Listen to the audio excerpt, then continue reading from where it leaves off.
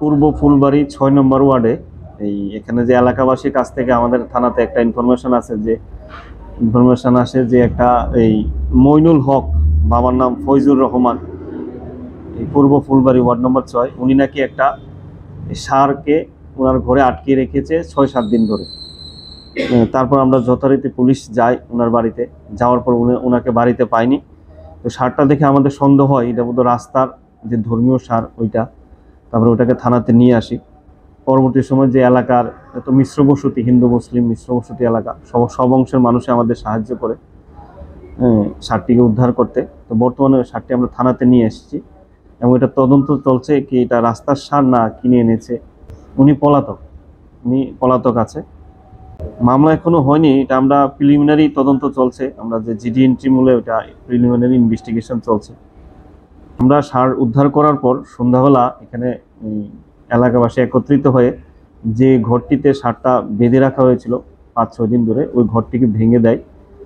তারপর আমরা যাই, পুলিশ প্রশাসন যায়, পরিস্থিতি নিয়ন্ত্রণ আনি। এখন কন্ট্রোল আছে, পরিস্থিতি নিয়ন্ত্রিত আছে।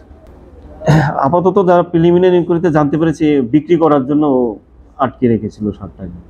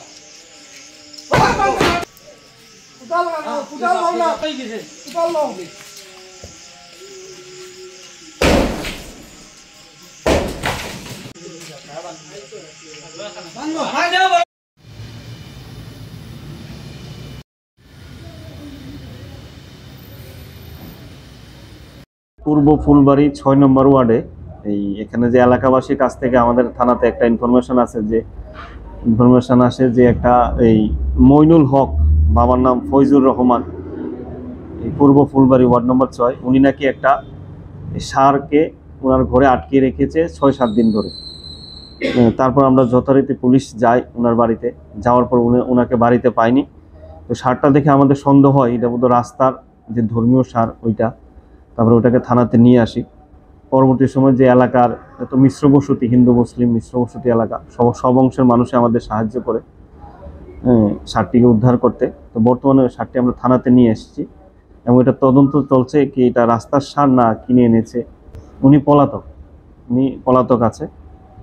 মামলা এখনো হয়নি, এটা আমরা প্রিলিমিনারি তদন্ত চলছে। আমরা যে জিডি এন্ট্রি মূলে ওটা প্রিলিমিনারি ইনভেস্টিগেশন চলছে। আমরা ষাঁড় উদ্ধার করার পর সন্ধ্যাবেলা এখানে এলাকাবাসী একত্রিত হয়ে যে ঘরটিতে ষাঁড়টা বেঁধে রাখা হয়েছিল 5-6 দিন ধরে, ওই ঘরটিকে ভেঙে দেয়। তারপর আমরা যাই, পুলিশ প্রশাসন যায়, পরিস্থিতি নিয়ন্ত্রণ আনি, এখন কন্ট্রোল আছে, পরিস্থিতি নিয়ন্ত্রিত আছে।